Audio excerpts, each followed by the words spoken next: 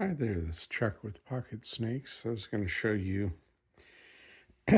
one bracelet loop closure you can do with very fine cord. This is 1.5 millimeter, 1.6 millimeter handy 100 cord. So you find the center bite, then you center the center bite in your hand this way. This is a dull needle, and you can pierce one of the cords.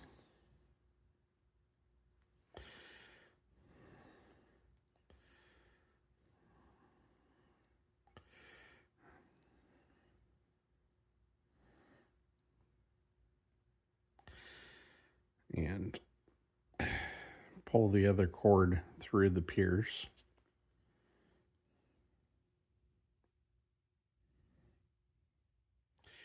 Which takes a bit.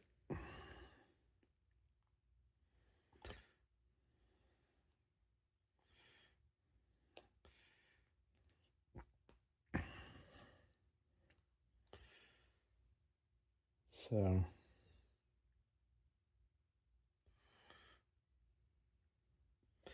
you want to make sure you're even at the end.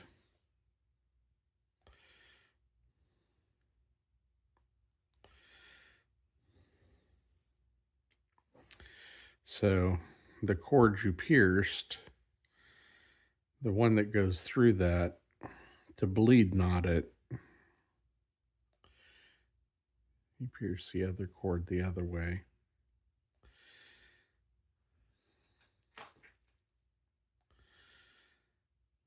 And this is a doll needle. It's used for stitching the heads onto dolls or things like that.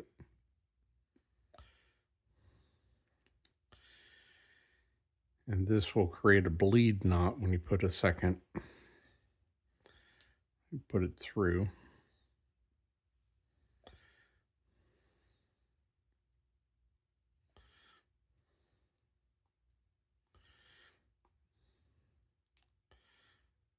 And I have bigger doll needles. This was the one I grabbed because it's short.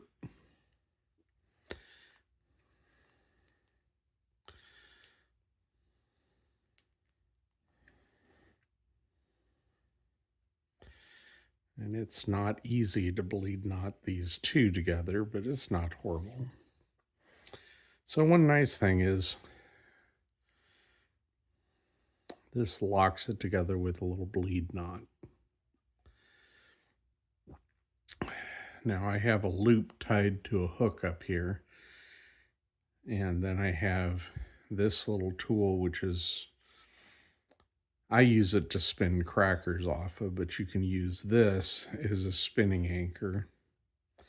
And you can hook it on the hook.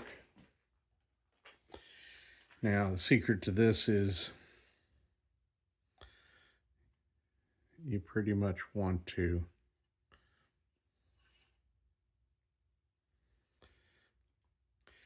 spin down here. You're going to spin them both to the left or to the right.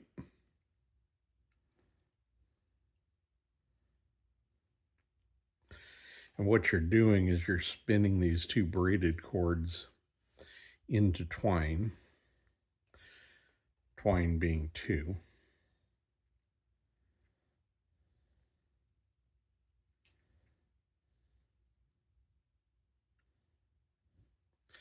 You want about 3 or 4 fingers depending on your closure.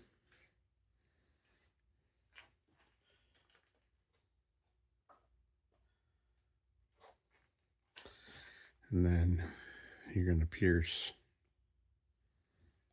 one of these cords here.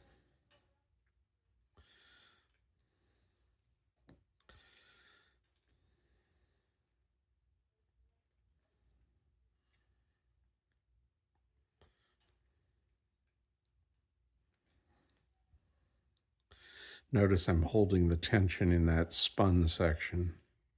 But if you don't know how to braid something, you don't have to learn to braid. You can come up with other ways of making standing loops. to go over a bead.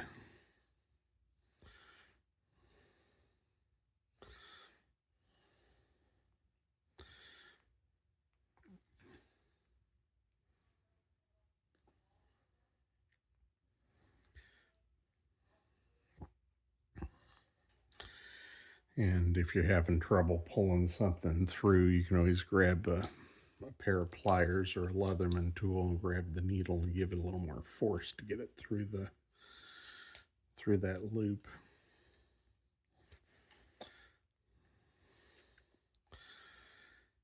And so one thing to note when you do this is the piece you pierced with, because we were spinning it all to the left,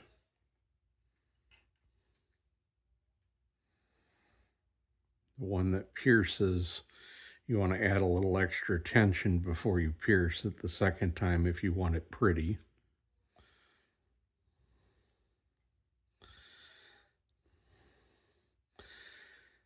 And this cord is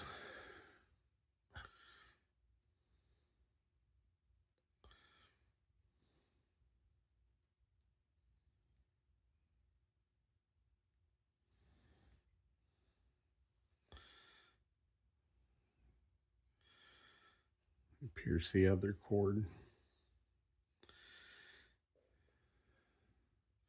This one has a floofed end. Sometimes the floof will help you pull the rest of the cord through, and sometimes it'll fight you. But the idea is you just have to get it through.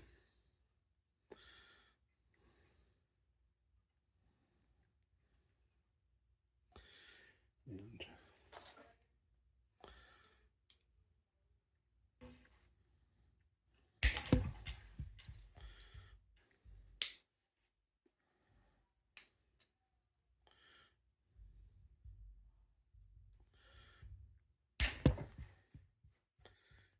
just gonna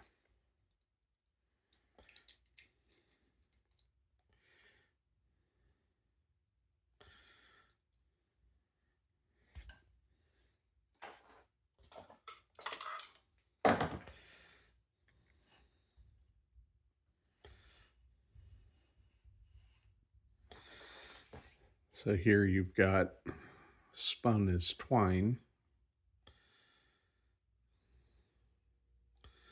And then you can tie a knot to make that twine section that's spun as twine a loop. You can even tie a simple overhand knot with all 4 strands as a bead stop. Now this one I made like 6 foot long, because if you're going to make a bracelet that's 7, 8, 9 inches, something like that, you're going to need something about that long if you're going to put a bunch of overhand knots in it. But you can see how pretty of a little start that can be. So this is a spun loop if you don't want to braid a loop. And you notice it's a little thinner. And this bead size will work, which that was 4 fingers of spun twine. So anyway, I wanted to show you another way of doing this.